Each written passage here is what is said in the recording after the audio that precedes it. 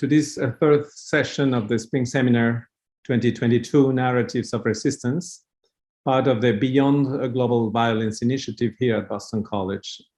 In the past two sessions, we have discussed crucial issues for decolonial thinking. First, on the combative decoloniality proposed by Nelson Maldonado Torres and colleagues from the Frantz Fanon Foundation in critical dialogue with the Colectiva Feminista en Construcción from Puerto Rico. They helped us to raise the intersectionality of feminist resistances in the islands where racism and patriarchal hegemony are not with the colonial capitalism that prevails in the region. The second session in the month of February focused on naming and thinking about the systemic violence suffered by people in enforced disappearances, along with their families and communities. A growing phenomenon in the global village, in strategic territories of forced migration, like the Mediterranean Sea, the Mexican territory, and others, where criminal mafias traffic people, guns, drugs, and human organs. The experience of pain and search in life or in clandestine graves carried out by the mothers of these precarious lives in forced disappearance has revealed itself as a sacred land where a world of ethical and political and spiritual resistances is emerging. Today is the turn of Brazilian context. Following the decolonial methodology, we will open an horizontal dialogue between people from social and religious movements in resistance with their own knowledge and people from academia who have dedicated many years of their lives to a critical reflection on violence.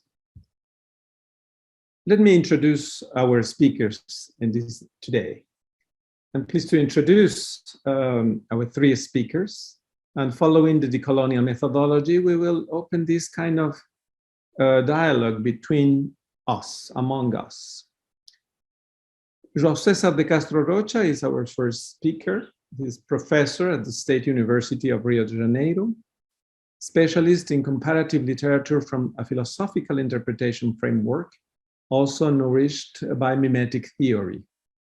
Professor de Castro Rocha has published numerous monographs on Brazilian literature, as well as studies on Latin American history through literature.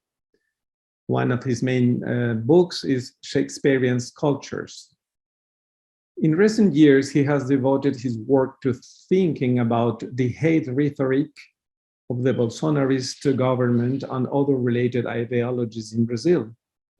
His book, Rhetoric of Hate, has been a very important publication in the last months. Dr. de Castro Rocha holds a PhD in comparative literature by Stanford University.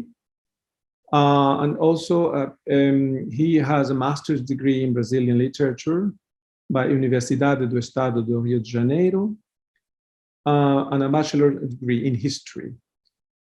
He's a full-time professor and researcher of comparative literature at the University of the State in Rio de Janeiro. He's a visiting scholar in different universities around the world.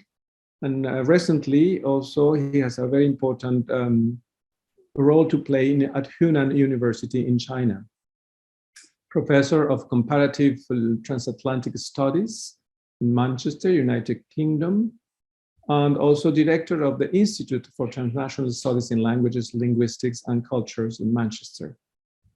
Visiting professor in different universities around the world, in Massachusetts, in Dartmouth University, Universidade Comunitária de Chapecó in Santa Catarina, Brazil, in Coruña in Galicia, in Spain, Wisconsin, Madison, and in Montevideo in Uruguay.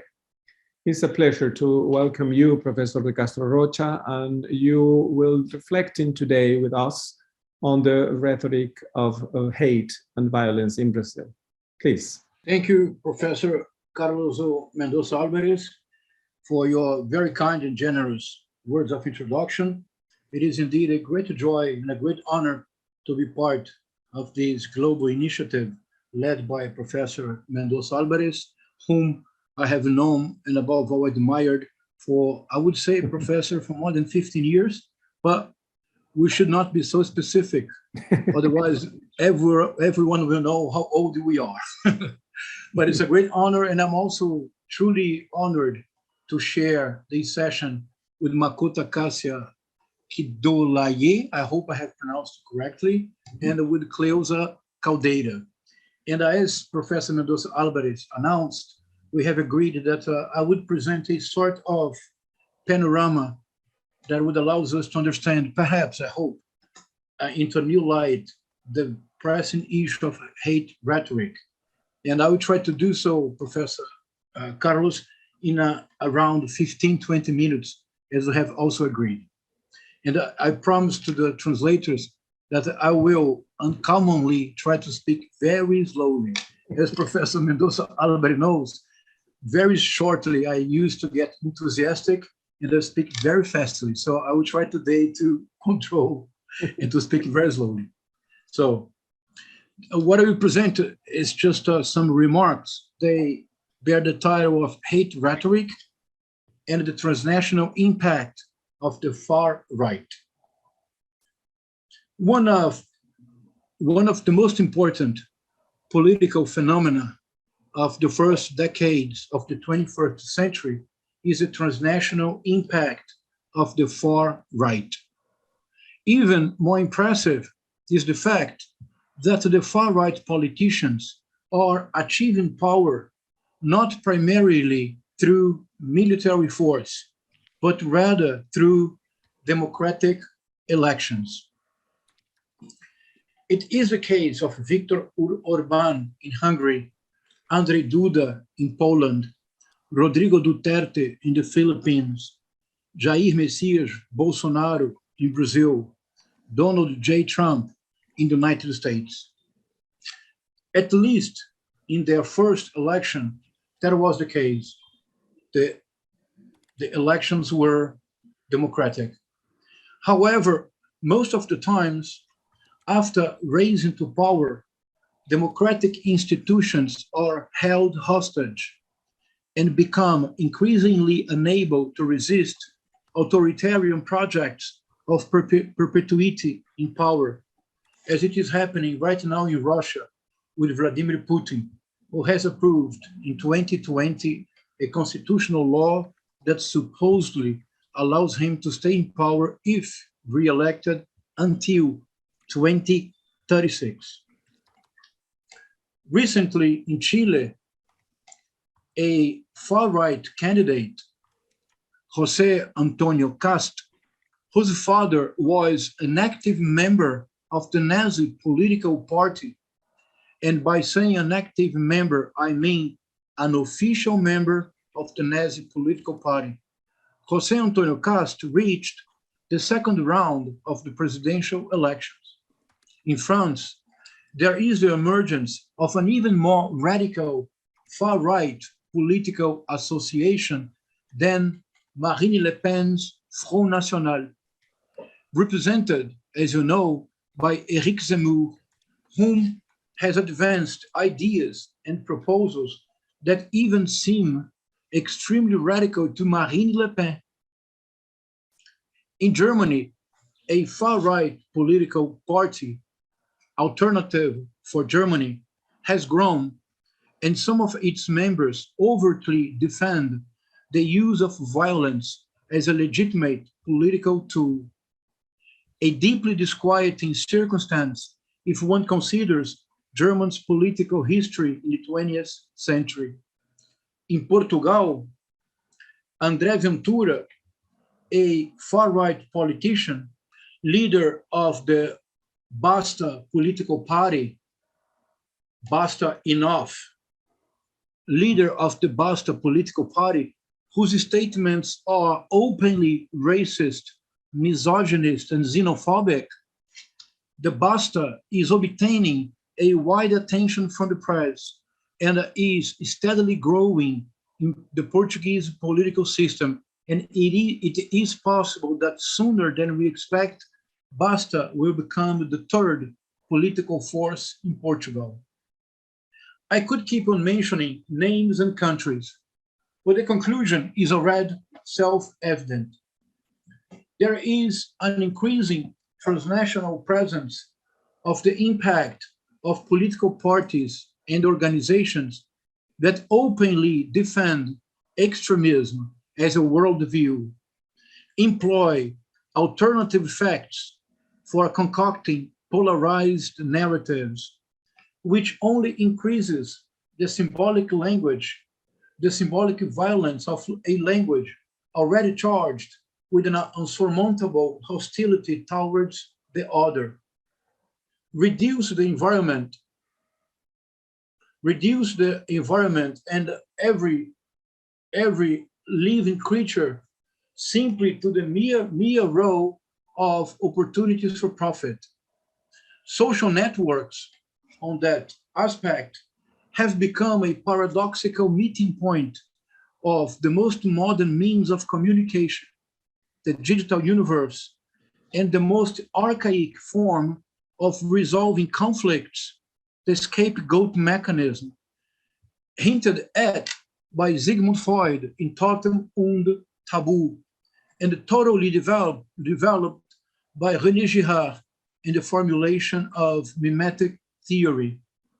And yet, those organizations and political parties are effectively conquering hearts and souls in a planetary scale, especially among the youngsters.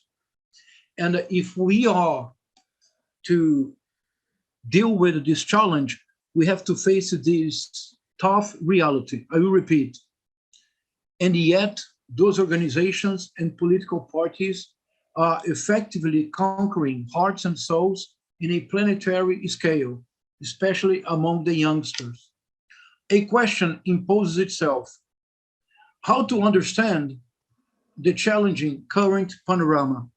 How to deal with the observation that violence seems to have become the universal coin of our political exchanges? How is it that violence now cannot any longer produce any form of sacred, but just replicate violence itself? I will offer not an answer, but an initial reflection grounded upon two elements or two concepts: hate rhetoric, a concept that has been proposing over the past 2 years, and cognitive dissonance. And I will try to rescue the concept proposed by the North American social psychologist Leon Festinger in his 1957 famous book on a theory of cognitive dissonance. Hate rhetoric implies a linguistic technique whose function is to reduce the other to the role of nothingness, paving the way for the physical elimination of whoever does not mirror the far-right worldview. And here, I'm not only referring to left-wing members of political parties, I'm referring to women, I'm referring to poor people, I'm referring to African Brazilians, to African Americans, I'm referring to homophobia, so forth and so on. Cognitive dissonance forges a distorted perception of reality, conducive to the widespread phenomenon of the multiplication of conspiracy theories in the digital universe, as well as favoring the creation of groups highly resistant to the most basic reality principle. The challenge, as you see, is enormous. The sphinx of the far right so far is devouring us. The time has come to decipher its enigma. And in what follows, I will briefly present the concept of hate rhetoric, and I will propose a particular new way of understanding Leon Festinger's theory of cognitive dissonance. I have proposed the concept of hate rhetoric as a more precise analytical tool in order to replace the notion of hate speech. Doubtlessly, hate speech is one of the most pressing problems of the contemporary world. let's never forget that such speech is above all the annunciation of an act of physical violence. Indeed, no genocide has ever taken place in history without being preceded by a linguistic warlike campaign of turning the other into nothingness. Here, hate speech and hate rhetoric have the same purpose, and I am the first to acknowledge it. How to do evil things with violent words. This could be a linguistic definition of genocide. How to do evil things inspired by violent words. The terrible and relatively recent of the genocide of the Tutsis ethnic group in Rwanda in 1994 is a compelling example. Months before the mass killings, a system of widespread disinformation and lies was financed by Félicien Kubaga, who recently was judged in the International Court of Haia. The Tutsis were reduced to nothingness via an infamous analogy, which equaled them to cockroaches, as the Nazi Germany spent years portraying Jews as rats. The consequence of those unacceptable analogies is deliberately frightening. Or you annihilate all the Tutsis, or they will return even stronger. This is one of the most pressing issues of the contemporary world.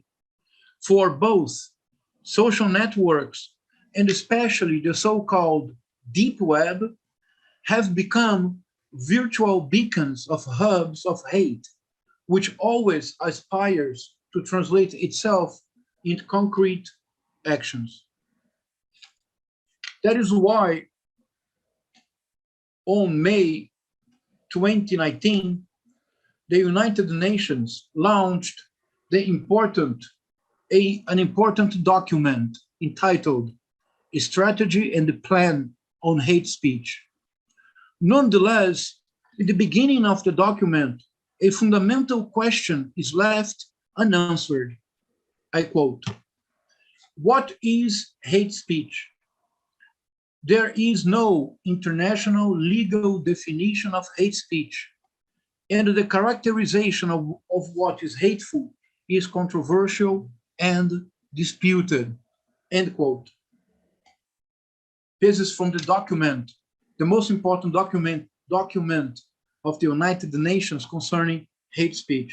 It is a very important document. It should be read carefully by all of us. In any case, it is as if hate speech would remind us of St. Augustine's well-known no definition of time. When we are exposed to hate speech, we immediately acknowledge it and must react accordingly, despising and denouncing it. However, if we are asked what is hate speech, then surprisingly we become speechless and we cannot come up with a concept that would be accepted by all. That's why I propose a change of our focus to the description of hate rhetoric. And this change perhaps may enlighten the problem and it may help us to start deciphering the transnational far right. And nothing is more important right now than to understand how a transnational far right have become power through democratic elections, which obviously is a paradox. We just have to remember ourselves what rhetoric meant up to the 18th century, that is, right before the explosion of Romanticism. Then rhetoric, from the Greek times to the 18th century, rhetoric was a linguistic device. Rhetoric was a system that rendered available to speakers and orators an array of discourses that would be adapted to specific circumstances, to specific audiences, in order to create specific feelings, specific emotions. So that is what rhetoric was. From the Greek times to the 18th century, rhetoric was a linguistic system that rendered available to a speaker an array of possible discourses that would always be adapted to specific audiences in order to create specific emotions. Rhetoric is that, only that, but we have forgotten. And when I say hate rhetoric, what I'm proposing is that the transnational far right is deliberately employing the same linguistic devices. They know how to reach the audiences they want. They know how to produce a specific emotion. The transnational far right is far advanced than us, because the transnational far right has understood, has rescued the classical notion of rhetoric. I will give some examples that I think will clarify what I'm saying. I'll give examples from the United States and Latin America, given our cultural circumstance in this moment. Think of this very important far-right influencer, the most important one in the United States. Think of Ben Shapiro. Think of Ben Shapiro's most celebrated and visualized video, because we are talking about social networks and the digital universe. The video is called How to Talk to a Leftist. But actually what it means is how to destroy any leftist in a debate, in a public debate. That's what the video is all about. It is a rhetoric of destruction of the other. It is a rhetoric whose aim is to annihilate the other through linguistic devices of disqualification, rendering the dialogue impossible due to the employment of a specific logic, the logic of refutation. It does not matter what you say, they are always going to refute even before you have concluded your statement. And above all, the hate rhetoric make the thinking impossible because all the mediations are suppressed. And the suppression of mediations, surprisingly, but deliberately matches the authoritarian project of populism. Populism is always the suppression of mediations. Populism is always a direct relationship between a leader and the masses, taming or destroying democratic institutions between them. This is populism. Hate rhetoric does the same through the suppression of mediations. Without mediations, we cannot think. But that's precisely the aim. So I urge you to look for Ben Shapiro's How to Talk to a Leftist and listen carefully to the 58 minutes of the video. Then listen to the star of the same movement in Latin America. Listen to Gloria Álvarez from Guatemala, a potential candidate to presidency in Guatemala. She has a video. The video is called Como Hablar con un Progresista. It is exactly the same. It is the same rhetoric of annihilation of the other through linguistic devices of disqualification. It also renders the dialogue impossible due to the logic of refutation. And above all, it makes thinking a utopic project given the suppression of mediations. But then listen to some videos from the Chilean Axel Kaiser, or from the Argentine Javier Milei, or from the Brazilian Caio Coppola or Rodrigo Constantino. It is a surprising and shocking experiment. Professor Carlos, they are using the same rhetoric. They are using the same linguistic devices. They are using the same figures of speech. They are using the same logic of refutation. They all employ the same aggressiveness in language. They all are extremely violent in symbolic terms. They are one and the same. They are all financed by far right or far right think tanks, very powerful one. They have composed a network of linguistic devices. This is the hate rhetoric. It is the hate rhetoric is the language of what they represent, and what they represent allowed the transnational far right to conquer hearts and souls. The hate rhetoric is the language of cultural war. That is to say, what they present as cultural war, which is a fairly conservative, even reactionary movement of denial of everything present, of denial of any future that would be slightly different from a past that they worship, but that we know that as such has never existed. So through the concept of hate rhetoric in the book that generously Professor Carlos quoted, I have described step by step how it works. And why is it important that we call hate rhetoric and not hate speech? Because if it is a rhetoric, it is composed of techniques, of linguistic step by step. It can be taught. Above all, it can be learned. And even most importantly, it can be reproduced. The transnational far right is reproducing the same sort of discourse, the hate rhetoric, using the same linguistic devices in order to produce an effect which has become sometimes the public space a utopic space, etymologically an impossible one, because hate, resentment, and envy have come to the fore.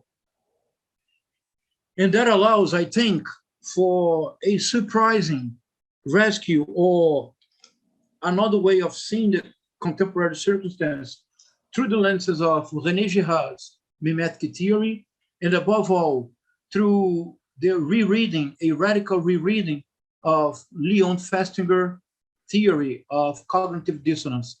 So let me just conclude saying that I will leave the cognitive dissonance part for the dialogue if anyone is interested on it. But I can very briefly say that what I'm trying to do, as you remember, in Leon's Festinger theory, he defined the dissonance as a distance between a belief and an act. Whenever we act in a way that disagrees with the belief we have, a cognitive dissonance is produced. And to Leon Festinger in 1957, what would be proper to the human psyche would be to diminish as much as possible the cognitive dissonance in order to produce a consonance between what we believe and the way we act. What I'm proposing is that the digital universe and social networks have altered dramatically this circumstance. Now, dissonance is not avoided, but rather systematically produced. And this is the greatest challenge of today's world. And hate rhetoric and cultural war are the few of this hallucinatory machine produced by a cognitive dissonance, which has been systematically produced by conspiracy theories, alternative facts, and by this machine of producing polarized narratives. Our greatest challenge today is understand that cognitive dissonance is no longer something that we aim at overcoming, but rather we have deliberately produced it in order to gain political power. So those are the reflections and initial ideas I would suggest for our dialogue. Many thanks for your attention, and especially many thanks for Professor Carlos' invitation. Thank you so much, Dr. De Castro Rocha. This is the first round. We will have more time later to exchange and go deeper in these very exciting insights about hate rhetoric that you have been exposing here. I appreciate particularly the general framework you are offering to understand better how hate speech is at work is not only a question of skills and media, but is a strategy, and how is linked to far-right political parties, and not only political, but also social movements from extreme right. So the question is how, around the world, how this kind of rhetoric of hate needs to be understood and dismantled in some way, but through different skills and tools and mediations.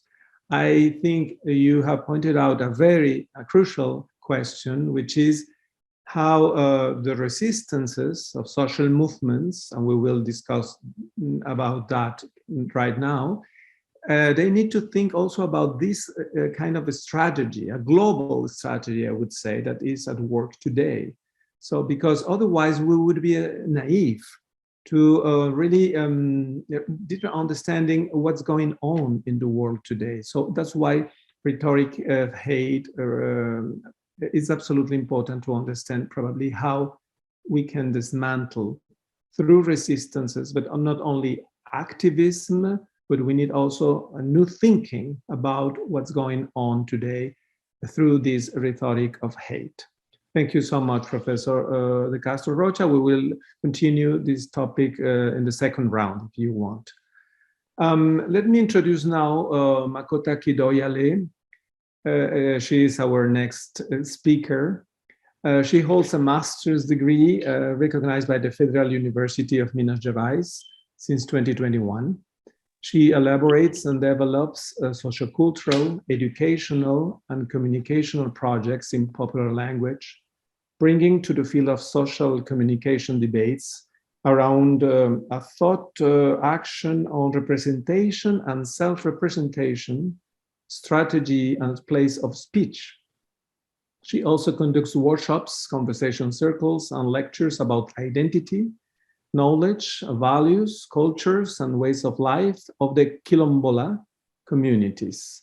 She designs and develops training courses on ethical and racial relations, human rights, citizenship, and self-care based on the African matrix traditions in favor of race, of course, class, and gender equity. She develops a specific educational work with Quilombola children and adolescents, focused on their recognition as subjects of knowledge in a learning process within differentiated social organizations, the Quilombos. Her registered name is Cassia Cristina da Silva. In the tradition of the African matrix Angola Moxicongo, her name is Kidoyale.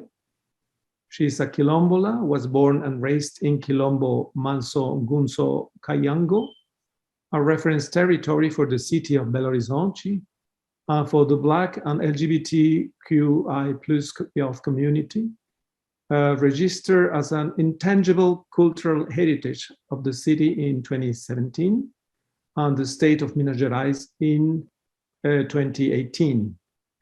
As Makota, she has been a tradition educator since she was 15 years old.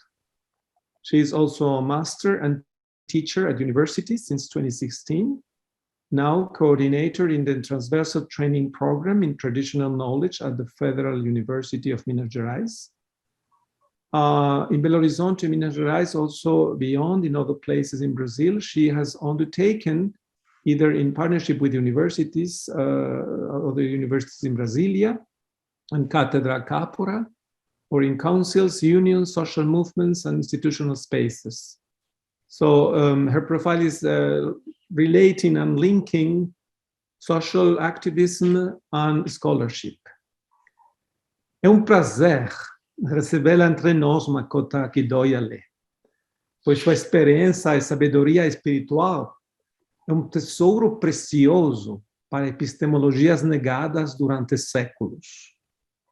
Seu ativismo social, sua vida acadêmica e sua reflexão sapiencial são para nós dom, chamado, uma provocação teológica. Você tem piso. Obrigado. O meu pensar vem da luta diária pela liberdade do meu povo, pela independência do meu território. Vem pelo reconhecimento da minha identidade, do meu direito. Sou diáspora, sou cria da África. Minha escrita é um desabafo sobre o pensamento colonizado que nos é imposto, principalmente quando insistem em criar leis pensadas em nós, sem compreender o nosso modo de pensar durante séculos. Todas as leis foram pensadas em proteger e garantir a riqueza, um patrimônio, antes mesmo de compreender que nós, povos afrodescendentes e povos indígenas, vivíamos uma outra cultura, vinda de um coletivo, pensado sempre em compartilhar.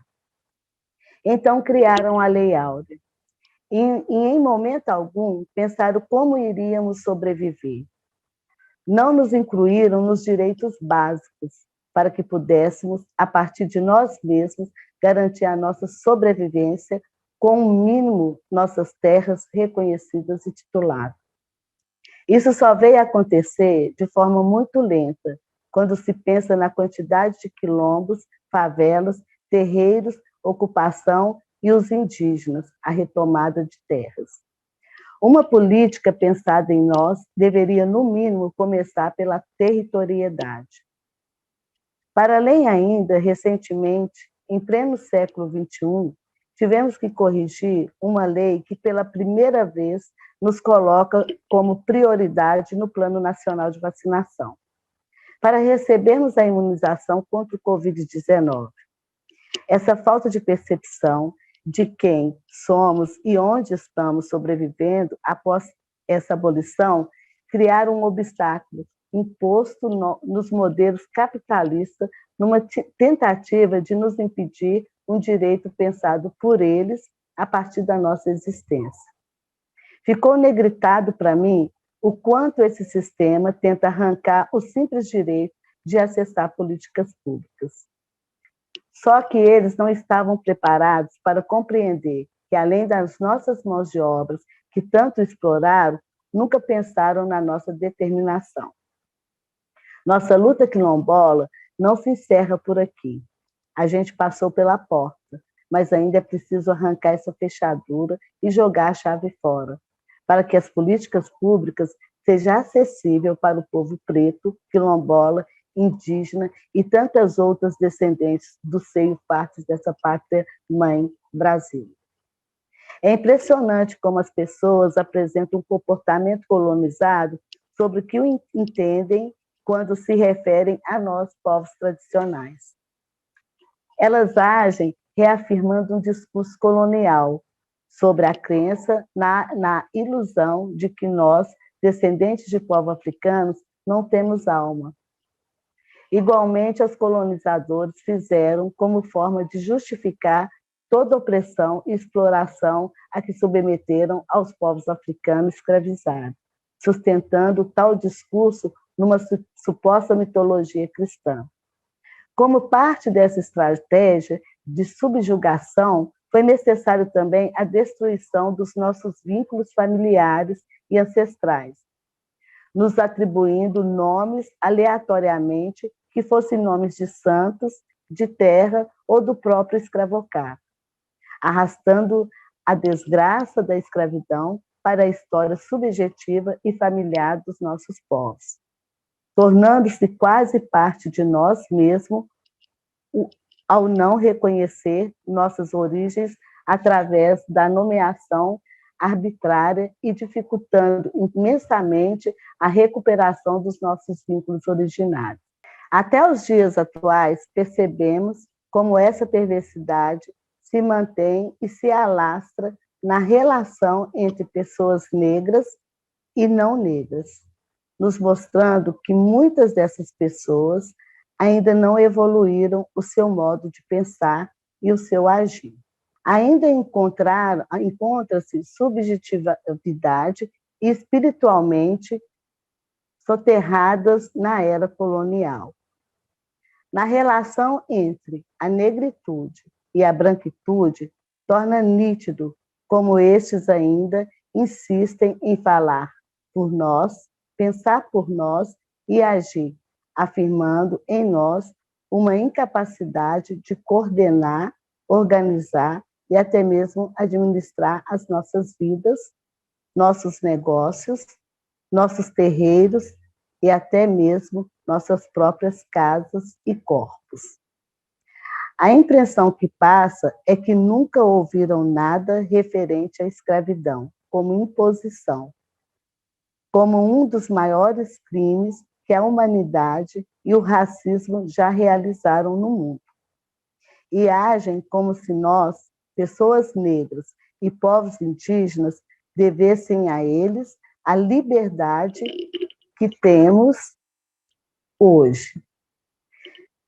Mesmo que ainda seja uma liberdade limitada, ordenada pelas opressões simbólicas que recebem reforços na ausência de políticas que as combata de forma efetiva. Vale reforçar um crime cometido em nome de um Deus cristão, mas em prol de uma exploração de alguns povos indígenas e africanos para o acúmulo de riqueza para os outros, europeus e a princípio. Leia-se roubo, sequestro, expropriação, apropriação, extermínio em massa, entre outros. Um crime cruel cometido por seus descendentes em razão desses crimes e do que se criou com ele. Gozam de um privilégio social, ou seja, fruto da usurpação e desumanização de outros povos. A perplexidade maior está no fato de ainda alimentarem o pensamento que devemos gratidão, como se nós, após a abolição, vivêssemos sobre obras e com suas sobras. Não devemos nomear ou tratar como ingenuidade o que é perversidade, pois, por se julgarem superiores, deveriam ter e exercitar a capacidade de refletir, se responsabilizarem e ressignificar a relação com o mundo, ao se destruírem da arrogância como postura, especialmente diante nós, pessoas negras e indígenas, os símbolos da nossa cultura, nossa religiosidade e nosso modo de vida. Nossos antepassados sobreviveram e nós sobrevivemos graças à nossa capacidade de ressignificar um modo de viver diante dos horrores e das limitações das violências coloniais, bem como ainda os fazemos nos dias atuais. Graças à nossa capacidade de nos organizarmos, até mesmo de manter nossa crença e modos de rezar em um regime de intensa perseguição racial. E se hoje conseguimos chegar até aqui como população majoritária, não foi por gratidão de nenhum colonizador ou do Estado que o sucedeu. Portanto, a manutenção de nossa cultura, os símbolos de nossa existência e presença no mundo, bem como nossa sobrevivência como corpo físico, identidade racial e tantas etapas sucessivas de tentativa de nossa dizimação, informa que não somente temos uma alma, mas toda uma ancestralidade que recobre nossa humanidade e que ainda assim dispomos de cuidados a esses outros por entendermos que carecem de um sentido de alma e de inteligência emocional e relacional. Parece que a ilusão da superioridade torna as pessoas não negras, talvez nem todas, muito pequenas em seu pensar e que, de fato, os atrapalha a caminhar para uma relação humanitária, a partir da qual, reciprocamente, nos enxergamos e nos interpretamos como iguais. Compartilhando mutuamente de uma humanidade plena, na qual a regra da diferença, diferente da regra do racismo, sirva apenas para os aprendizados daquilo que ainda nos foi apresentado. Como diz uma de nossas grandes referências no enfrentamento ao racismo, a Chata Saku, podem prender nossos corpos, mas jamais vão conseguir aprisionar nossas mentes. Mentes são solos férteis, de possibilidades infindáveis. Foi assim que nossos ancestrais sobreviveram e superaram ao racismo e à sociedade colonial, e mantiveram suas tradições, conhecimentos e saberes vivos. Fazem de nosso pensamento estratégia para nos multiplicarmos, pois sabemos muito bem e além do quanto somos capazes de pensar a partir das nossas matrizes existenciais em um pensamento enegrecido. Pois uma das facetas do racismo e da violência coloniais e contemporâneas, ao subjugar pessoas negras de várias formas e nos forçar a aderir a um pensamento embranquecido, ou seja, uma ideologia racial. Assim, mito mais que o desejo embranquecido, que significa a confirmação de adesão à ideologia da superioridade racial branca, a reforçar os aspectos das matrizes culturais africanas e afrodescendentes. Reforçamos não somente a igualdade como discurso, mas como um fato existencial e concreto, originário da gênese de qualquer povo. Buscamos ainda sensibilizar ou incluir um senso de humanidade a esses que batem em nossas portas, se sentem superior, que acreditam que lhes devemos gratidão, mas não passam de ossos, de corpos secos, sem essência. Foram e continuam corrompidos pelo racismo e pela ilusão da superioridade. Todo esse apego cultural da colonização tem alimentado o racismo e permitido sua permanência no tempo, bem como nutrindo-lhe de força e ao tornado cada dia mais violento, mais exterminador. Nessa tentativa embranquecida de não aceitar que perdeu o poder sobre nós. Na verdade, um poder que nunca tiveram, muito embora tenham construído uma estrutura ideológica opressiva, persistente o bastante para causar desigualdades reais que, por ignorância ou má-fé, foram lidas como justificativa legitimadoras do discurso racista. E, numa atitude nostálgica, agem como se isso ainda fosse impossível retornar.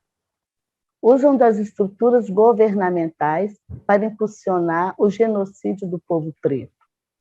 Apropriar dos espaços de poder para construir e legitimar um discurso de ódio oficial, talvez por vergonha da responsabilidade pelas violências seculares e pela arrogância de não se virem como iguais. Precisamos admitir também a hipótese do terror da reparação material, uma vez que um dos nossos elementos que dá a sensação de superioridade nessa sociedade regida pelo dinheiro e as diferenças econômicas que proporcionam o acesso a bens, a serviços considerados raros. Assim temem em admitir que o motivo do qual tanto se orgulham, na verdade, deveria ser motivo de vergonha, por ser produto da exploração e expropriação de outros povos. A questão é que colonização, o Estado racista e a branquitude nos tiram e ainda tentam nos tirar elementos que são irreparáveis, Por isso, não vou admitir que pensem, falem ou decidem algo de mim, para mim, sem nós. E aí, ainda assim, eu volto a cuidar do meu lugar e torná-lo possível para o nosso povo, nossos animais, nossas árvores, nossa água e o fogo. Tudo contra um pensamento colonial. A responsabilidade deve ser colocada à frente como discurso que legitime e honre compromisso de solidariedade e igualdade compartilhados mútua e reciprocamente em favor de um projeto humanitário consistente e coerente com a sociedade na qual vivemos e reconhecemos em sua origem. Muito obrigado, cara Makota Kidoyale, por nos ensinar a recuperar a história oral dos quilombos em Belo Horizonte. I'm pleased now to introduce Dr. Cleusa Caldeira, Afro-Brazilian theologian of a Reformed confession in dialogue with Catholic theology and spiritual traditions of African descendants. She has been a visiting professor and postdoctoral fellow at the Jesuit School of Philosophy and Theology in Belo Horizonte, postgraduate student also at the Pontifical Catholic University of Paraná in Curitiba, Brazil. She holds a PhD in theology from the Jesuit School of Philosophy and Theology in Belo Horizonte, Minas Gerais, a master in theology, a bachelor in theology, and her area of work is currently focused on Black epistemologies in a decolonial perspective. From there, Dr. Cleusa Caldeira develops theoquilombism as a decolonial theological narrative in process. É um prazer receber a Cleusa Caldeira neste seminário sobre o pensamento descolonial.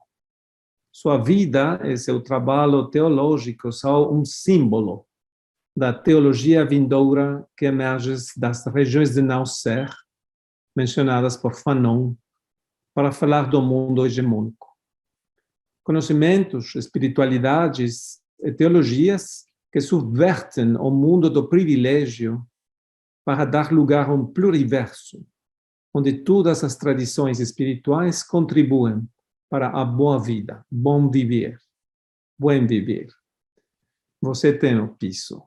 Bem-vinda, Cleusa. Boa tarde a todas, a todos, a todas.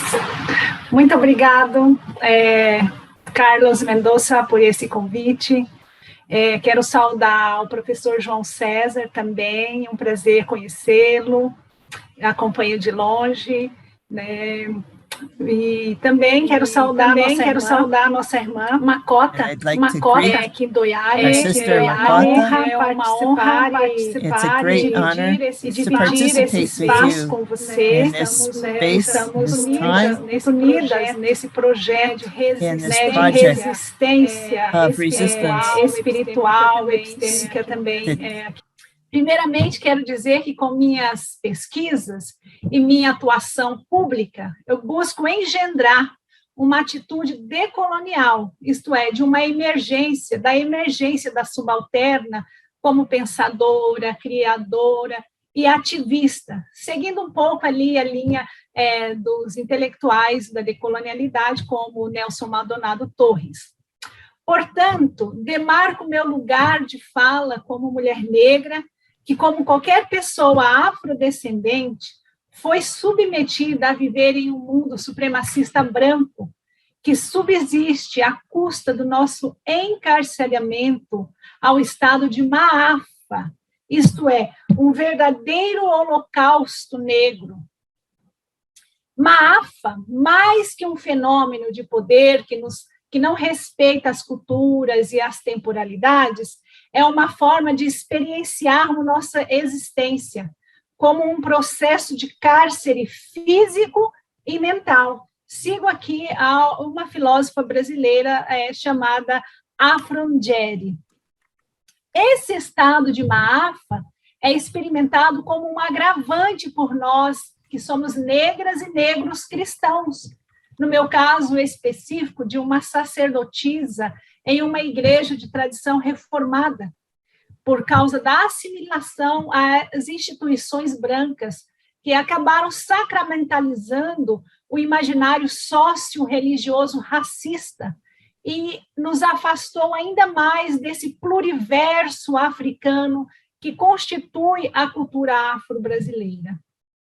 Em um país majoritariamente cristão e estruturalmente racista, nós, negras e negros, crescemos desconhecendo a nossa verdadeira história e as raízes, e as nossas próprias raízes étnicos culturais. Um desconhecimento parcial, é importante dizer, já que nossas avós, nossas tias e mãe, de alguma forma, alimentaram em nós uma memória ancestral por meio de práticas africanas, como benzimento, banhos de ervas, limpando a cabeça com água, garrafa de água, e tantos outros rituais africanos e formas de relacionamento que estão incorporados na cultura brasileira, ou diga-se, afro-brasileira. Então, a experiência de viver neste holocausto acarreta inúmeros prejuízos psicológicos, muitos distúrbios psíquicos, que com frequência são naturalizados como características das pessoas negras. Já alertava Frantz Fanon, né? Distúrbios esses que são, na verdade, consequências do colonialismo e do racismo que é infringido e interiorizado por nós, isto é, a formação de um DNA mental, populacional, decodificado colonialmente, uma violência psíquica que alicerça o nosso próprio cárcere. Então, a experiência de ser negra africana, em diáspora, né? Ser africana em diáspora, ser negra, vivendo alienado do seu lugar, que a afrocentricidade chama de descentramento, e ter que abraçar os referenciais simbólicos e cultural do branco como norma, é uma experiência infernal. E como a metáfora do inferno utilizado por Jesus de Nazaré, quando ele diz, onde o bicho não para de comer e o fogo não para de queimar. Ou seja, essa experiência do racismo é uma experiência que não há repouso. Então, dessa experiência histórica de Holocausto Negro, né, se a cada 7 horas nós temos no Brasil o assassinato de uma mulher, o genocídio dos jovens negros, ele remove as nossas entranhas, porque a cada 23 minutos, um jovem negro é assassinado. São mais de 62 jovens negros mortos por dia no Brasil. Diante dessa realidade, desse holocausto, perguntamos, será possível fazer teologia ignorando a realidade histórica do Holocausto Negro? Que metáforas podemos utilizar para dar sentido ao sem sentido do genocídio da população negra?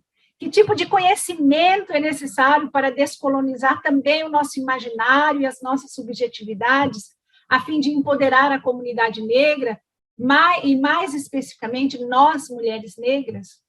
Então, com a consciência de que somos sobreviventes deste holocausto negro, nós estamos buscando fazer teologia a partir de dentro da experiência histórica de resistência espiritual da mulher negra, da comunidade afrodiaspórica. E nisto consiste o decolonial propriamente dito, pois não se trata de falar sobre uma experiência, mas encontrar sentido e redenção a partir da própria experiência. Mas não apenas isso também, mas, sobretudo, encontrar em nossos próprios saberes, espiritualidades e epistemes as metáforas de transcendência. Então, eu estou pensando o teoquilombismo nesse contexto de constante desumanização e objetificação como um contradiscurso e um lugar também de humanização e de criação e possibilidade de transubjetivação e assim, né, oxalá abrir o horizonte de intersubjetivação, visando nossa comum humanização. Então, por isso, mesmo esse processo de humanização por meio de uma reflexão teológica, ele acontece, em primeiro lugar, na constituição da sujeita negra, inserida que está numa comunidade afrodiaspórica, porque essa reflexão ela atua diretamente no nosso imaginário para descolonizar a mente aprisionada que está nessa falsa imago, né, que o branco, que o eurocentrismo criou, ou seja, de que o branco é superior e de que o negro é inferior. Então, a teologia negra, mais especificamente o teoquilombismo, ela vai aparecer tanto como uma chave hermenêutica para interpretar a experiência da comunidade afro-brasileira, quanto como um instrumento para fomentar o agenciamento e a libertação negra através de um discurso teológico religioso que está para além dessa matriz euro-americana, que está fundada sobre a invisibilização, a subjugação e a demonização do outro, né? E esse outro, no caso específico, somos nós, negras e negros, ou seja, também a matriz africana. Então, para esse objetivo, né, de desenvolver essa teologia, esse teoquilombismo, ainda estou num momento, assim, de uma forma embrionária. Estamos em interlocução com o projeto político do quilombismo, representado, sobretudo, por Abdias Nascimento, Beatriz Nascimento, também em interlocução com a tradição do pensamento negro crítico, tanto Neuza Souza Santos, que é uma psiquiatra afro-brasileira, mas também outro psiquiatra, que é o Frantz Fanon, e outros intelectuais. Estamos em interlocução com o pensamento decolonial, mais especificamente Nelson Maldonado, Ramon Grossfogel e outros da teoria decolonial, também nos aproximando, né, das teorias da afrocentricidade e do matriarcado africano, com Molefe Ashanti, Sheikh Diop, Cleonora Woods, e Azangeri, que é uma filósofa brasileira, afro-brasileira. A partir dessa interlocução que nós estamos pensando com esses referenciais, ou seja, uma perspectiva interdisciplinar e também, poderíamos dizer, intercultural. O primeiro ponto no espelho da Igreja das Santas Pretas.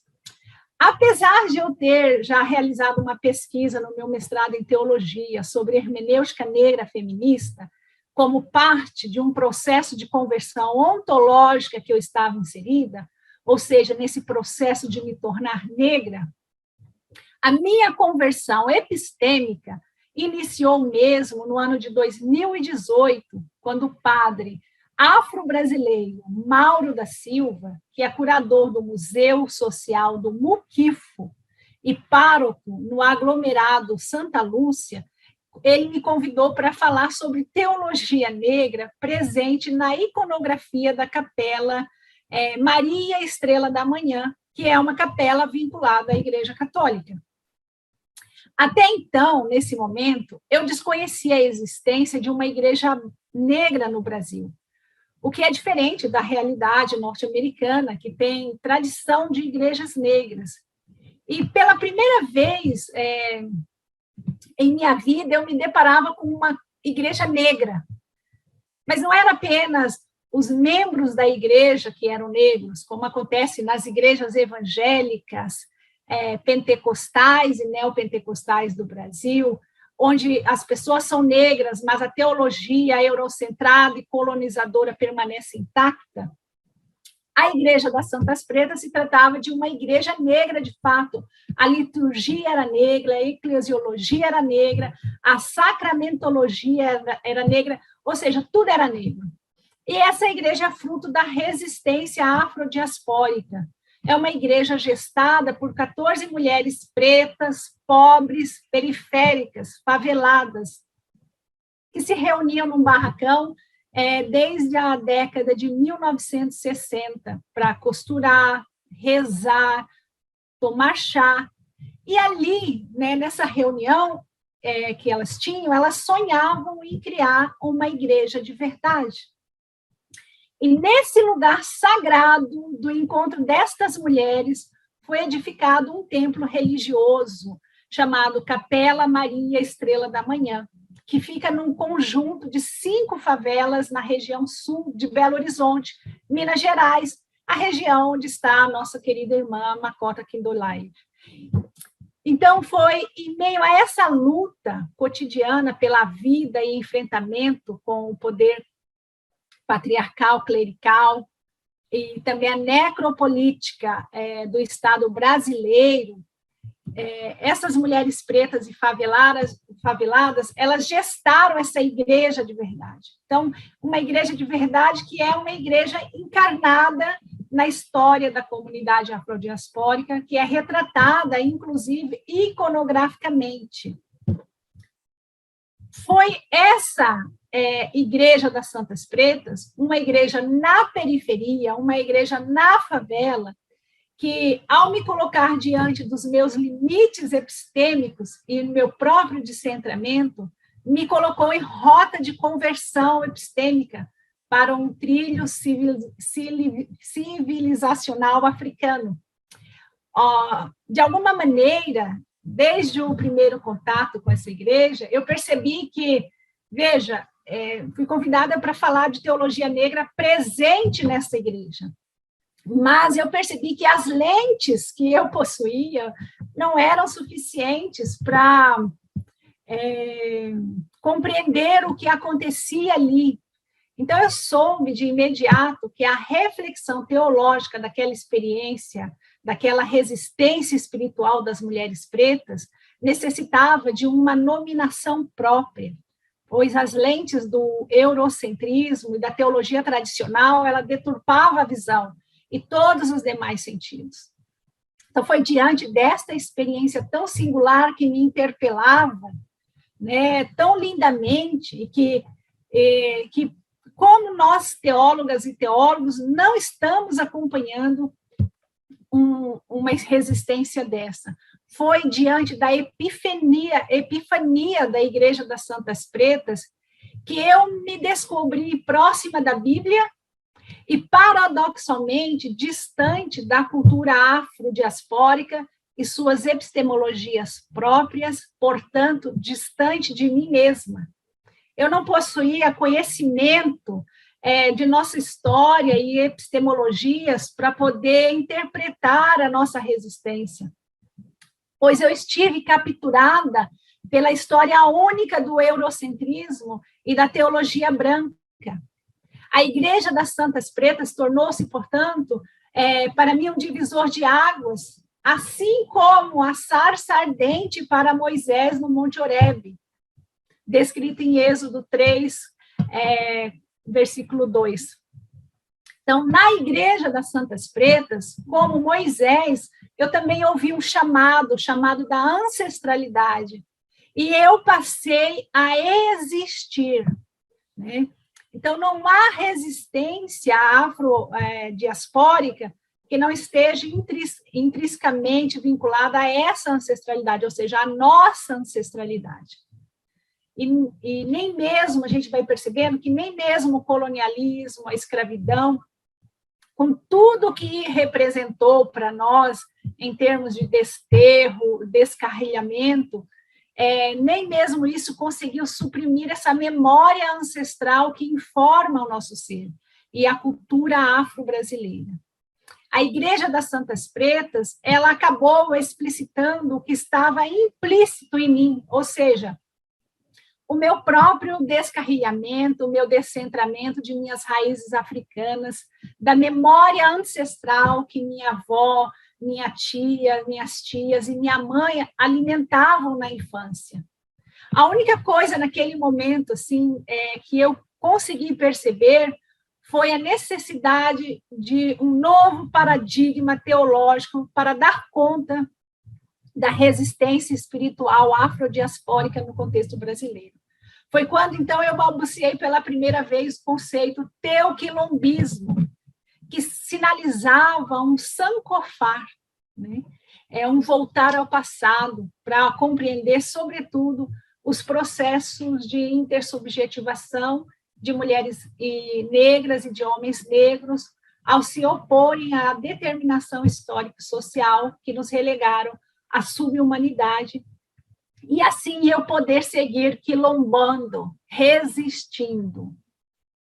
Teoquilombismo está, portanto, em primeiro lugar, vinculado à Igreja das Santas Pretas, à resistência das mulheres pretas, da comunidade afrodiaspórica, que foi lançada na subalternidade, na exclusão social, mas também está mesclado ao meu próprio processo ontológico de me tornar negra e de construir um saber que coloque essa experiência afro-brasileira no centro. Teoquilombismo é, portanto, um esforço teológico de autodescrição e autonomeação vinculado, como o nome já alude, à experiência do quilombo, como maneira por excelência de resistência e reexistência afro-brasileira. Então, o quilombismo é um projeto político epistêmico afro-brasileiro. O teoquilombismo, ele quer ser essa reflexão teológica que coloca a resistência afro-brasileira no centro, mulheres negras, homens negros, jovens e crianças pretas. E não a Bíblia, né? Isto é, não a tradição. Isso não significa relativizar a Bíblia ou ignorá-la. Trata-se de uma questão de hermenêutica reversa, como tem sido utilizada por muitos teólogos e teólogas africanas, que dão primazia ao contexto e não à tradição. Na América Latina, aqui nós chamamos de teologia contextual, né? Importa ressaltar também que teoquilombismo não se trata apenas de teologizar a experiência de resistência da comunidade afro-brasileira, mas, sobretudo, elaborar um discurso crítico que ajude na reconstituição fenomenológica da identidade afrodiaspórica, isso é, no agenciamento negro. Então, porque durante o longo período de escravidão, permanente negação e demonização dos nossos referenciais simbólicos e culturais, a resistência afro-brasileira gestou o quilombo, para expressar essa maneira relacional de ser no mundo. E, mais especificamente, e abrir assim um espaço, né, de resistir. O quilombo, ele remonta ao quilombo africano, assim, entre os povos de origem banto, e aqui no Brasil ele surgiu como um mecanismo de resistência ao sistema desumano da escravidão e colonialismo, se tornando um protesto radical e experiência social de resistência e reelaboração dos valores socioculturais dos africanos escravizados no contexto de uma sociedade latifundiária escravista.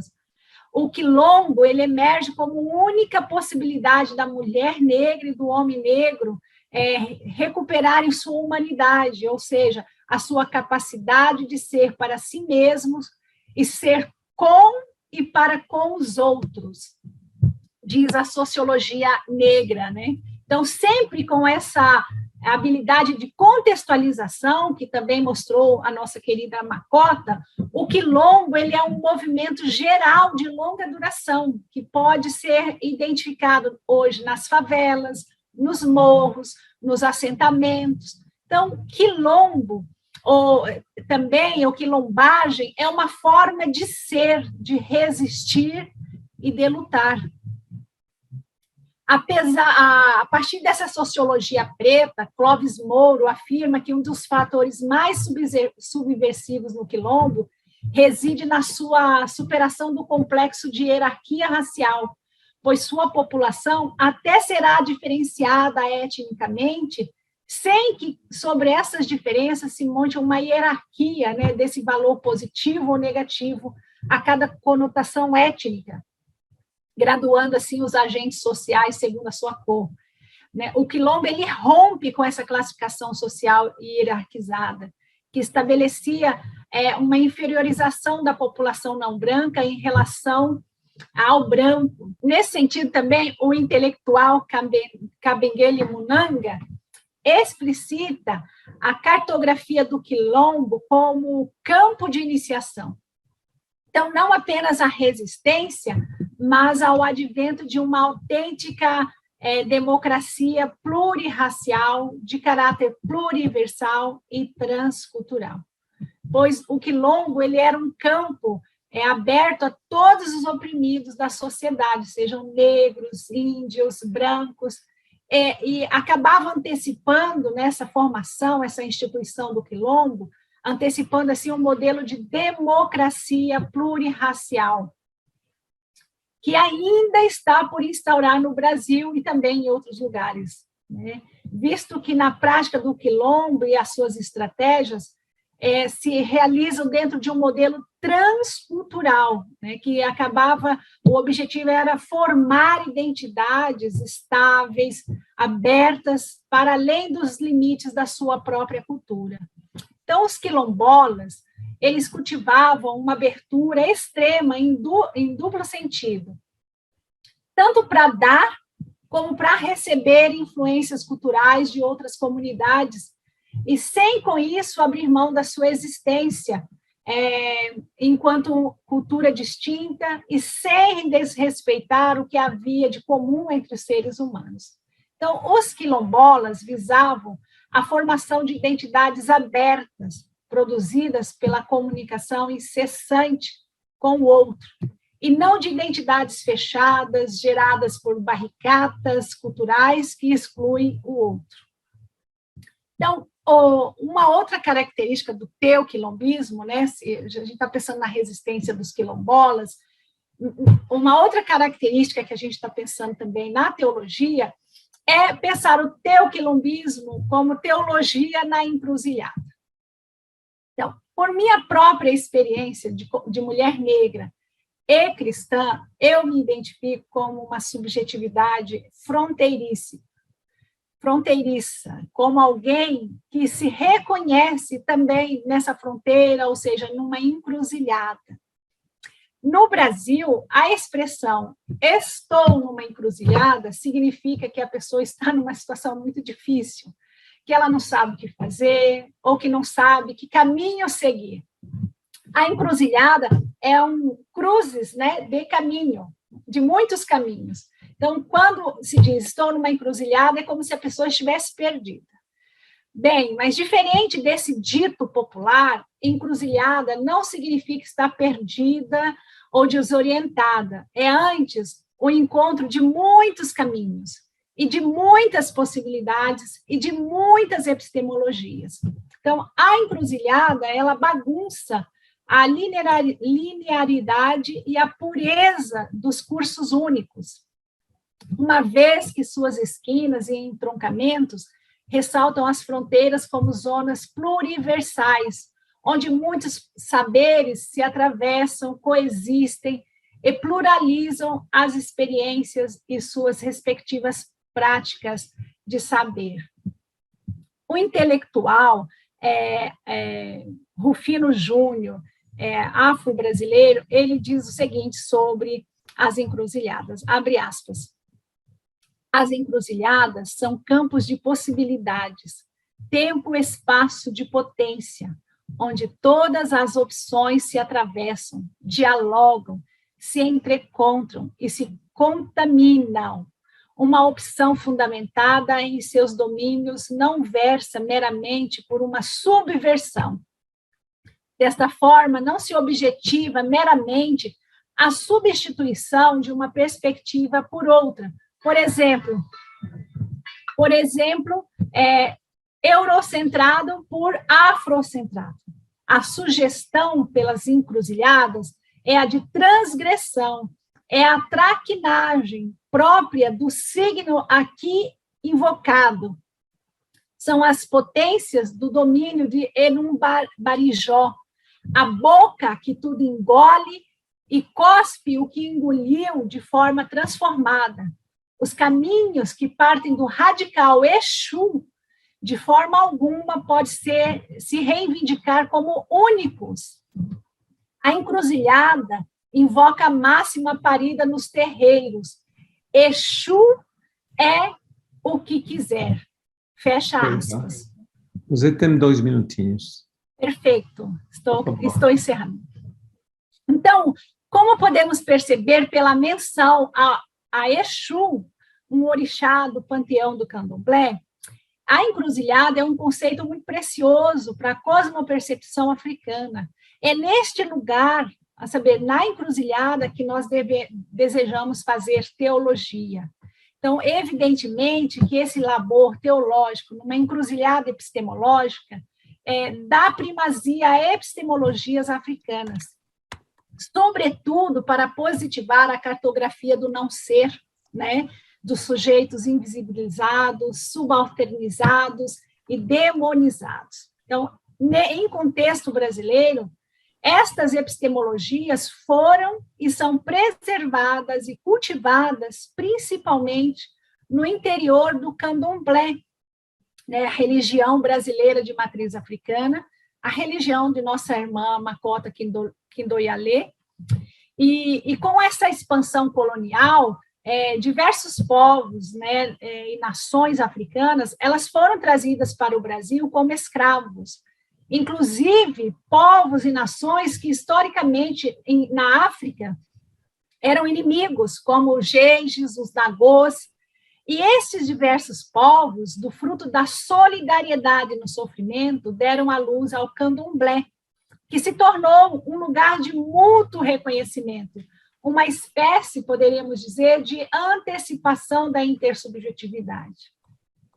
Nesse sentido, o babalorixá, especialista em cultura iorubá, Márcio de Jagum, faz a seguinte observação sobre as diferentes nações africanas que partilharam o mesmo sofrimento do desterro e da escravidão no Brasil.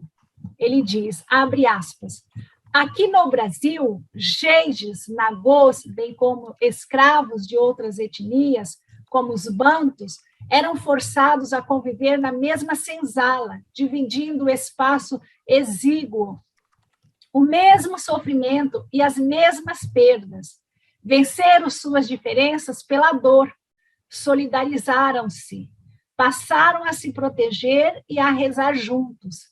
Essa bela lição de tolerância, resistência e perdão foi tão forte e poderosa que deixou sua marca até hoje. O culto aos orixás no Brasil é assim também inigualável. Só aqui, Sirê, cerimônia pública de reverência às divindades, congrega deuses de todos os povos, sem distinção, sem preconceito e em plena harmonia.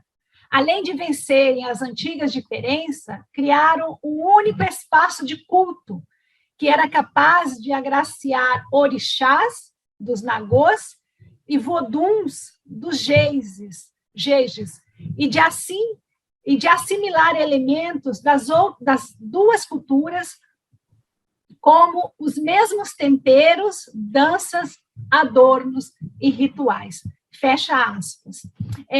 Então, para finalizar, para abrir para a nossa conversa, eu não posso deixar de mencionar que foi o contato, né, dessa sujeita vulnerável, dessa subalterna, com o pensamento teológico de Carlos Mendonça Álvares, que me conduziu a este lugar fronteiriço, ou seja, foi a assunção da vulnerabilidade como um lugar, por excelência, da revelação do divino, ou da ruá divina, né, que me conduziu a uma encruzilhada, né, a esta encruzilhada. Então, de modo especial, também essa crítica que ao humanismo moderno, que é a teologia que Carlos Mendonça realiza, e a proposta de pensar a fé cristã como um processo de radical humanização e o advento da intersubjetividade que colocou nessa rota de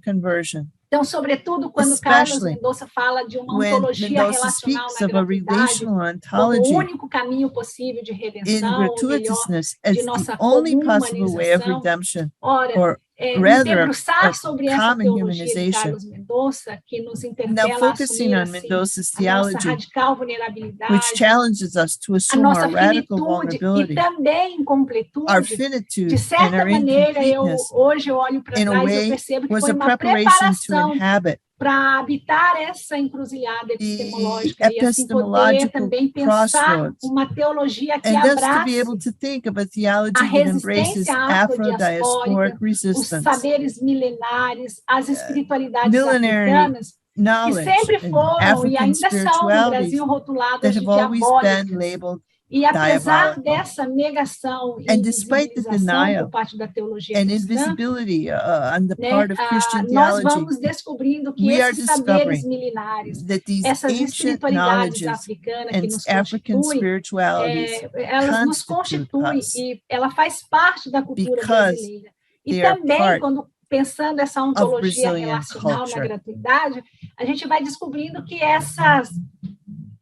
esse modo, essas resistências africanas, These afrodiaspóricas, African elas fazem resistances muito mais sentido, né, pensar give essa much more ontologia meaning relacional por esse to modo our de ser relationships, que já é muito mais relacional is do que much more relational. essa ideia, né, do humanismo moderno This idea que não tem nada de than this relacional, né, idea do sujeito of moderno modern centrado no seu humanism. ego. Enfim, So, pouco isso, né? Estou assim, pensando como more or less, this nós, is da it. teologia, podemos abraçar So through this em theology, meio a we can embrace, esse acirramento, né, da retórica do ódio, como falou o João como as César, it was mas spoken como earlier, nós temos esse this compromisso rhetoric of ético hate. também de pensar uma teologia This is a a way in which we partir, can, né, da think resistência about a kind of afrodiaspórica. theology. Muito obrigado, isso. Cleusa. Muito obrigada. Muito obrigado. Nos restam 8 minutinhos para uma última participação de cada um dos 3 palestrantes. Anunciarei as perguntas que foram escritas no chat e lhes darei a palavra final a vocês. Para João César de Castro Rocha, what resources do you recommend for the development of a rhetoric that fostered authentic dialogue and put us in the path towards trust, justice, and reconciliation? Uma pergunta para Makota: você pode expandir o que diz sobre o papel da universidade na formação de mentes no sistema colonial em seu contexto? E we will see if there are some other questions for Cleusa. Please go ahead, Professor de Castro Rocha. Thank you, Professor Carlos. Let me also thank Dakota Marelli and Cleusa Caldeira for their very insightful presentations.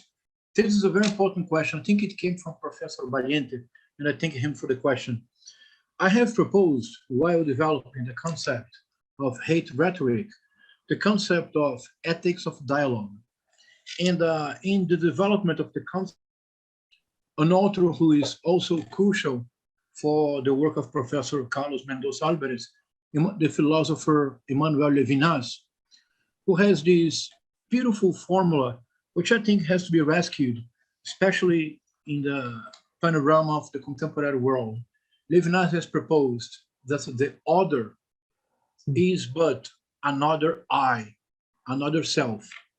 And dialogue is only possible when I see the other not as an enemy, not as someone who has to be annihilated, but rather when I see the other as someone whose difference enlarge my horizons and therefore enriching my life.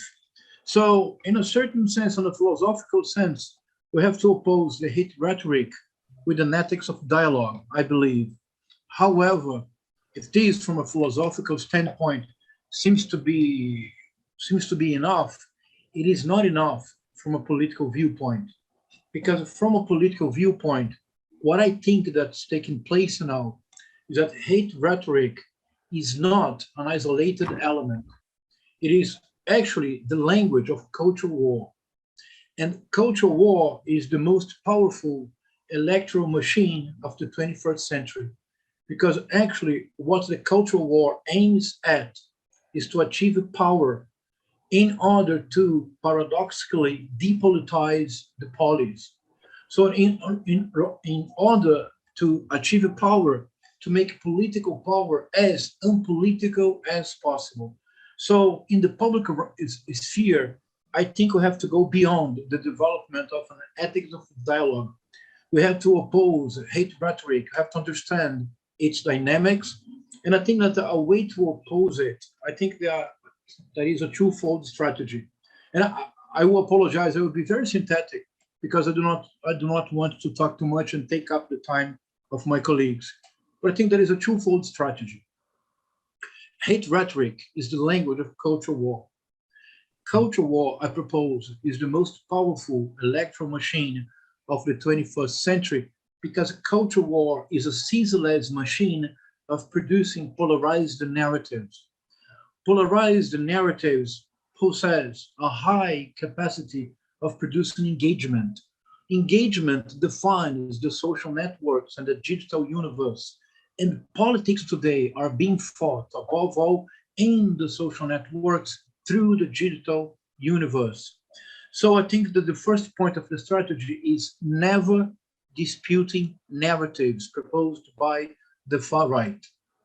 If the far right says the most absurd tale, if the far right proposes the most absurd revisionist history of Brazil, for instance, there is in Brazil now a trend that tries to nuance or to relativize the history, the terrible, violent history of slavery. I think that we should not dispute this narrative. We should ignore it. Because whenever we dispute a narrative, we have to repeat it. We have to bring it once more to the social networks, to the digital universe. So first strategy is not to dispute narratives proposed by the culture war of the far right. But that demands a second strategy.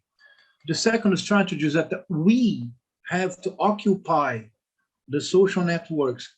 We have to occupy not Wall Street, but the digital universe.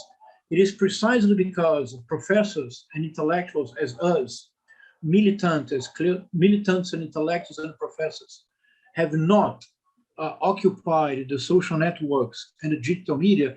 That's why the far right has won and has won democratic elections, because they have spread their worldview without opposition. But our opposition should not be the dispute of narratives. Our opposition should be occupy social networks and digital universe to bring to the fore what Hannah Arendt, reflecting upon the delicate, difficult relationship between truth and politics, proposed the concept of factual truth. Most of what my colleagues, and I was pretty honored and enjoyed tremendously learning from them, most of what Makota Kidoyale and Clesa Caldeira, most of what they have shared with us is factual truth against the idea that the Brazilian history was not violent, that the Brazilian history was cordial, it had a special way with dealing with differences. Makota Kidoyale and Clesa Caldeira have provided very powerful narratives of factual truth, of the truth of what means to be Afro-Brazilian in a racist country like Brazil. So they have not spent, not even 1 second, disputing narratives of the far right. They have presented very powerfully their stories. Their stories is embedded with the factual truth. So that would be, Professor, I think the question was from Professor Valiente. So Professor Valiente, this is not precisely an answer, but it would take too much time, but I would propose as a strategy not to dispute narratives any longer, because this is what the culture war of the far right counts on, that we, unaware of, we will spread their false narratives. Let us not do it. Let us occupy social networks and the digital universe with the factual truth in the sense proposed by Hannah Arendt. And as far as I see, that was precisely what Makota Kidoyale and Clesa Caldeira have beautifully done this afternoon. But thank you, so Professor much. Valiente, for your question. Thank you, Professor De Castro, for your insights. And I know many questions remain after this passionate conversation about the rhetoric of hate and resistance. I think there are two different approaches here. They are complementary in some way. Let's continue talking about the strategies of resistance. I think that's crucial today.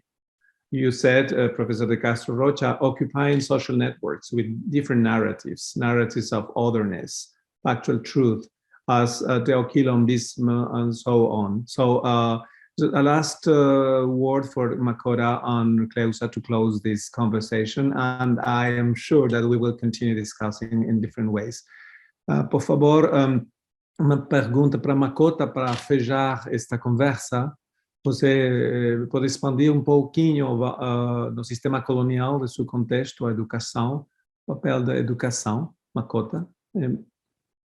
Sim, eu vou ser breve, mas eu acredito que essa é uma resposta que ela seria I'll be pouco mais brief right longa, now. mas Just want to eu deixo com reinforce, vocês um artigo ao qual eu escrevi com o professor José share Jorge, with onde you eu an trago um article pouco that sobre I've written, a minha reflexão, meu pensamento a my respeito reflection, da my thinking. universidade. O que eu entendo, por exemplo, sobre educação no nosso What I país, understand ela foi about education construída não incluindo nós, povos negros e povos doesn't originários. include A the educação lives ela of funciona como um my pacto, people. né? Na década em que foi constituída a educação.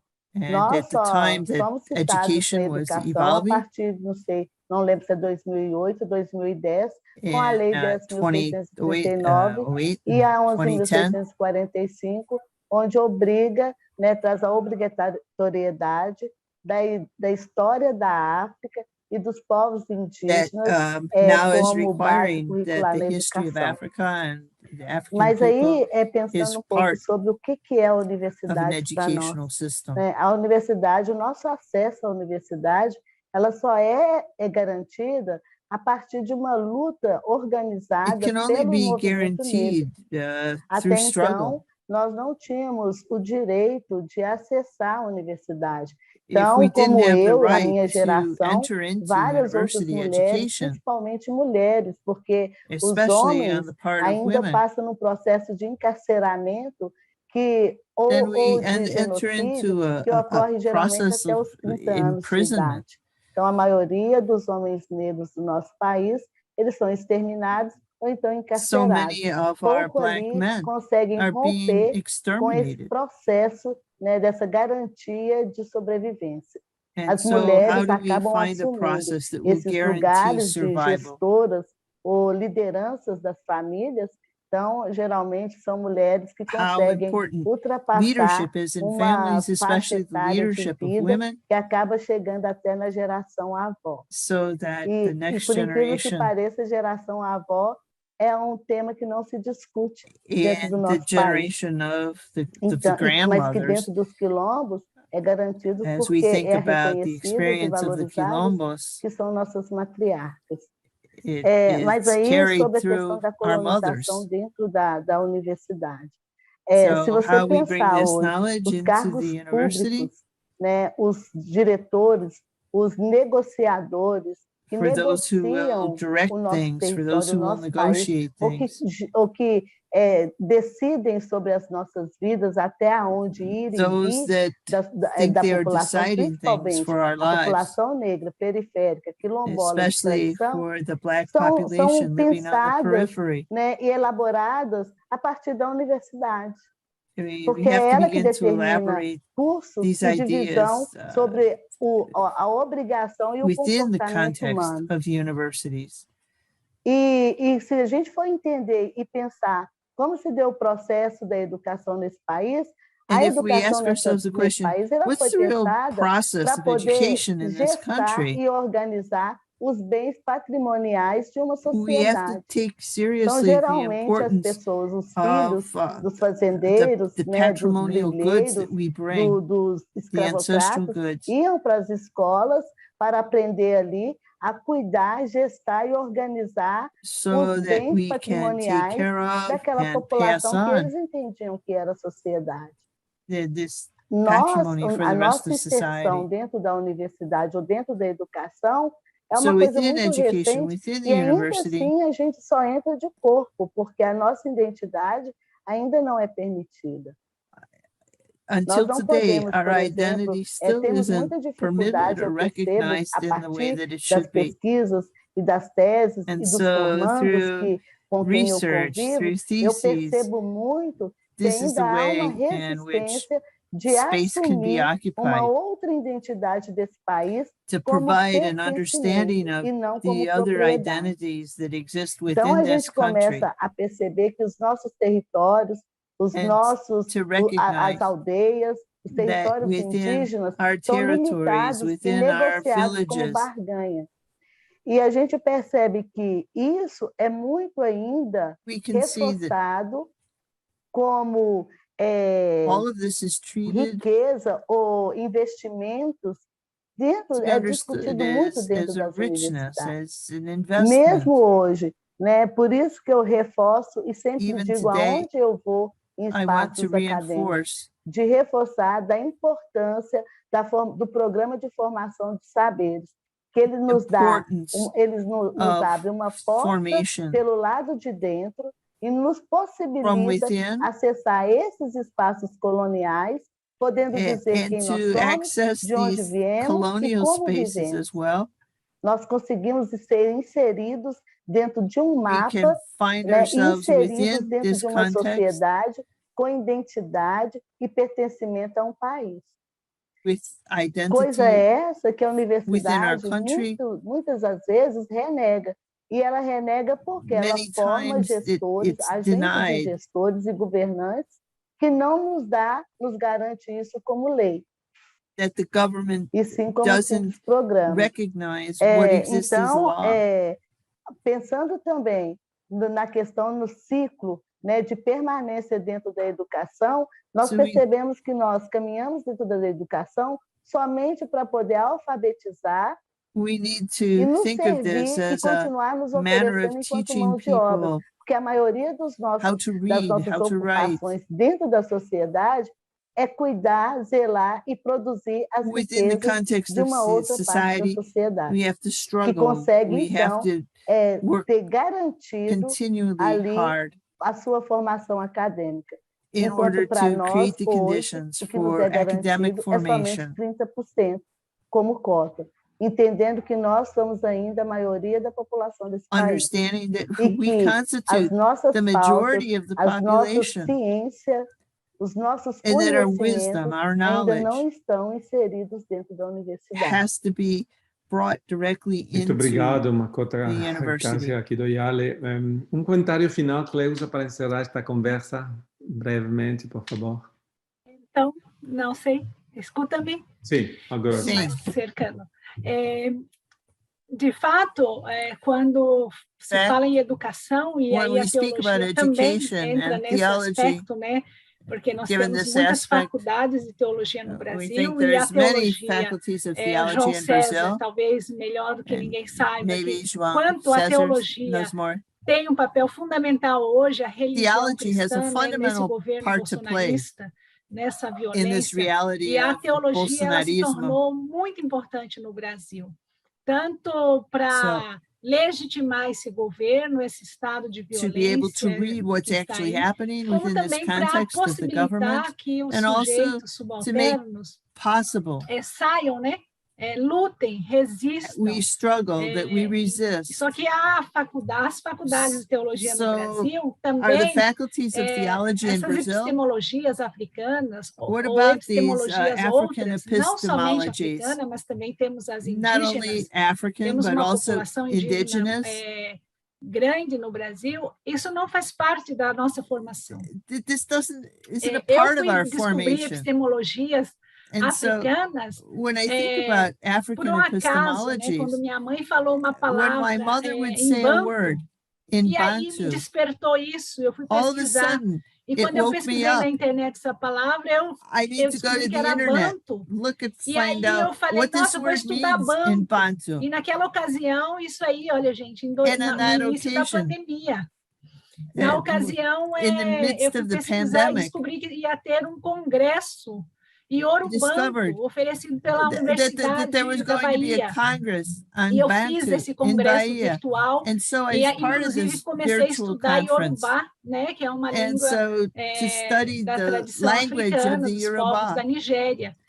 Ou people of seja, é tudo Nigeria. muito autodidata, esse processo de nos descobrir negra, porque And a so what teologia, it means até to hoje, discover nós não what it temos nenhum means to be curso de Black. teologia no Brasil que tenha a disciplina teologia negra, Where por will we exemplo. find Né? in Brazil this course Então, in assim, a Black educação, theology? ela tem esse papel fundamental So de manter, sim, ainda o theology status quo dessa sociedade has racista, a classista, fundamental que nós fazemos parte. E que, role aos poucos, a gente está in tentando preserving the status enegrecer quo. esse espaço, So we trazer have para to dentro do push espaço ourselves acadêmico e da into these teologia, no meu academic caso mais spaces específico, and with greater esse panteão, né, specificity. Makota, And when we think of this pantheon, africano, porque African é fundamental, porque esse it's panteão ele fundamental. fala de uma outra estrutura de It sociedade. helps us to Ele fala de understand uma outra another configuração structure, da intersubjetividade. another Então, way é um to pouco assim que eu estou understand iniciando, mas eu intersubjectivity. tenho muita And esperança, so sabe, I have de so influenciar a much hope teologia do Brasil nessa that perspectiva, really para que a gente possa this- superar essa this kind of estrutura theology will help us to racista overcome que the racial está nos structures, the matando, racist está matando a structures população negra.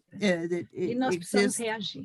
And so isso. we must react. Muito obrigado, Cleusa. As resistências têm uma dimensão epistêmica também. Exato. I warmly thank you Brazilian colleagues, for your presence here, your wise words, your ethical, political, and spiritual provocations. Obrigada. Thank you, José. Thank you, Makota Kidoyale. Thank you, Cleusa Caldeira. We look forward to seeing you in a month's time for the last spring session of this seminar. We will address the issue of violence against migrants in the United States, along with the resistance of the collectives and civil society organizations here that work with them. See you then on Friday, April 29th at the usual time, and have a good afternoon and a wonderful weekend. Thank you so much, and bravo.